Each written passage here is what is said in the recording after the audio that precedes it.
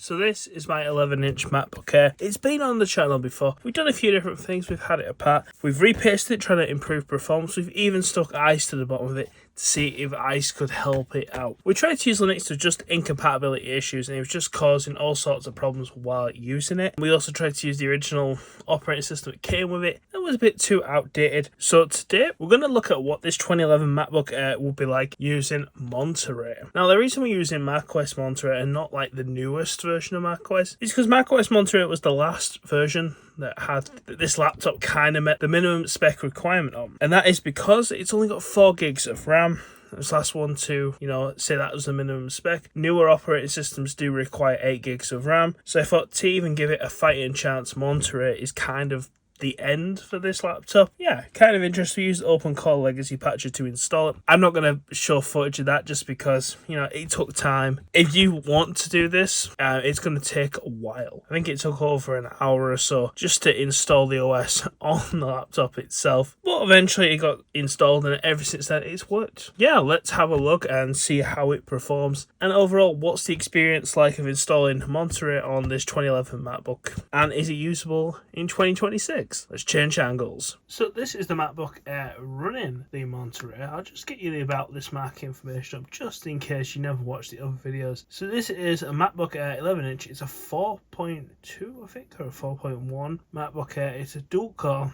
i5, 1.6 gigahertz. It has 4 gigs of DDR3 running at 1333, and it has Intel Graphics 3000. Currently, we've got a Google Chrome open, like not open fully, if you know what I mean. It's just sat down there in the dock. And we're using around half to 3/4 of our RAM. The CPU is going up a bit. The thing with the CPU is, in this operating system, one thing I realized is some of these background tasks, there's one called MDS Store or MD Store that sometimes pops up, and that can really tank your CPU. As you can see here, CPU is pretty full on, but if we look, it's actually just whatever these little tasks are here. It's not actually anything we're doing. It's just these, over 50% of the CPU there is just been eaten by those 2 processors. And that's kind of where you're going to come into issues with this MacBook. Temperature's still low. Fans haven't fired up yet. They're still low. They're fired up, but they're low. This MacBook Air can still do a lot of the things it could in the original video. It's still mainly like a browsing machine. That's what I'd recommend this thing for. This is the newest version of Chrome. And of course, you can go on YouTube. It's not the best experience on here. You can definitely watch videos and enjoy them. The screen's still nice. Like I said, one thing about Apple's products is the screens are always nice. Even this thing, 11 years later, the colours are still nice. It's not as crisp as something modern, of course, but, if you have something laying around, you could definitely watch that. And it looks alright, So you can definitely watch videos on this in the speakers. To do, copy, you could click here, you'd press Control, and then you would press the speakers are okay, they're not great. They're definitely one of the things you do notice with this, that the speakers aren't as good as something like a modern MacBook or even like your iPhone or iPad. But as we can see up here, the memory and the CPU isn't really spiking too much, with watching Chrome. Even Chrome here, while that video's playing, is only about 9%. It's less than 10%. It's still these side processes that are taking up the CPU. So web browsing is definitely something you can do. We're still only about 3/4 of the RAM. See Chrome here with 2 tabs open. It is just slightly under a gig. I imagine if we start watching something else, we're going to cross that gig mark pretty soon, and there we are.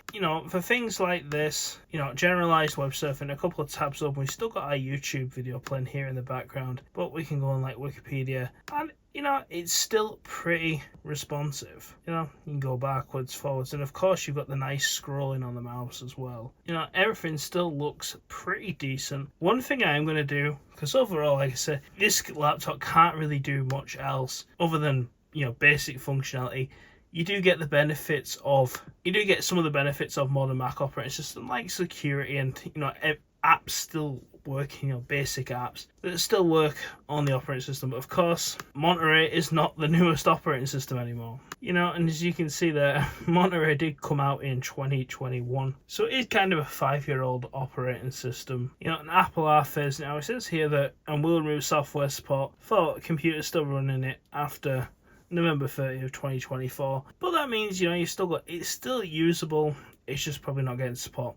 It's like Windows 10, you can still use that, but you know, Windows 11 is what they really want you to use. So one thing I thought would be interesting with this would be doing some benchmarking, you know, seeing what type of speeds you can get or what type of scores you can get with a benchmark. So of course there's no point running any sort of gaming benchmarks you typically see on YouTube. So we're going to try running a browser benchmark, and I'm going to compare it against the iPad. So I'm going to run the thing, I'll put the iPad score on the screen, and it'll give you an idea of like what this is compared to like a 10th gen iPad on Chrome running this test. So this test is on browserbench.org. There's 3 tests, we're going to run them all. I'm going to pause this video because you don't need to sit through this. This goes through a few rounds here. It just goes right along the bottom. It's got 580 tests and it's only just done about 100 of them. And it gives you a score based on, you know, how your computer handled things and response time and everything like that. So we'll pause this, we'll come back to the score, and we'll do the other tests. So our tests are done. As you can see, there was a spike. I've also had this graph on screen as well. This is system activity. There were spikes here when it was doing all that. As you can see, it's starting to fade off now. You can see that. It might be a bit hard to see, but yeah, we didn't fully use the CPU to its like full intensity, but we were using about, you know, like 80%, 90% of it doing these tests, and we scored a 4.47.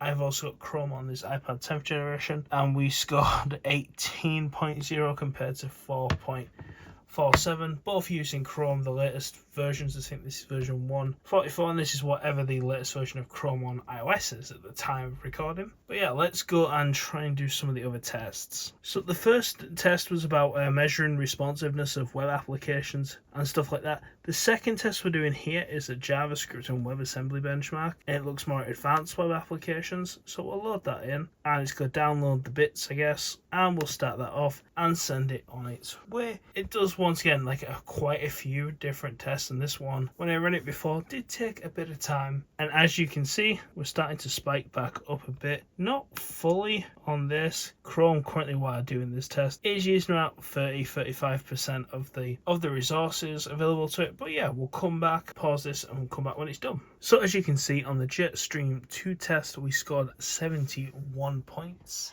And on the iPad, we scored 269, which isn't a great score. If we go back now and do the final test, this is MotionMark. It's a benchmark designed to put graphics to the test on a browser. So it does take a couple of seconds. It's just detecting our frame rate, and we just click run. This is definitely one of the more visually interesting tests to look at here. All it does is kind of just display images in different like colourful patterns. It's definitely a nice one to watch. It's more interesting than the other two. As you can already see, we started spiking CPU again, showing that these tests do actually stress. So just why this test is running, I was wanting to point out that this test definitely seems to stress the MacBook the most.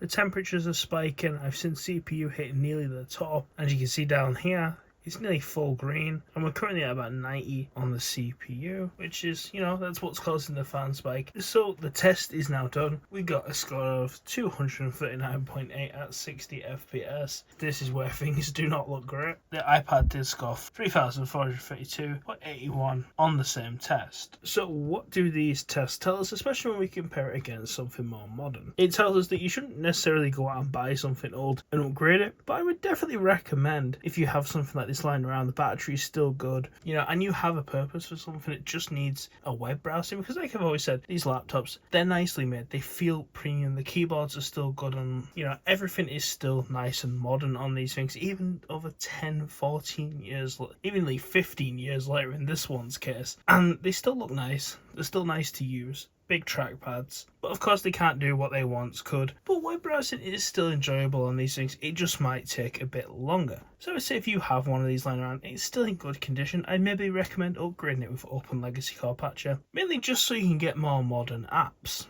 you know, or modern versions of web browsers that actually work in the modern time. Buying it over something like an iPad, it just doesn't win. If you've got one of these lying around, or you get one given, or you found a way to upcycle one, you know, reuse it, because it would be a shame for something like this just to go into landfill. But let me know what you guys think. Let me know in the comments below. Like, comment, subscribe. Let me know, would you do this?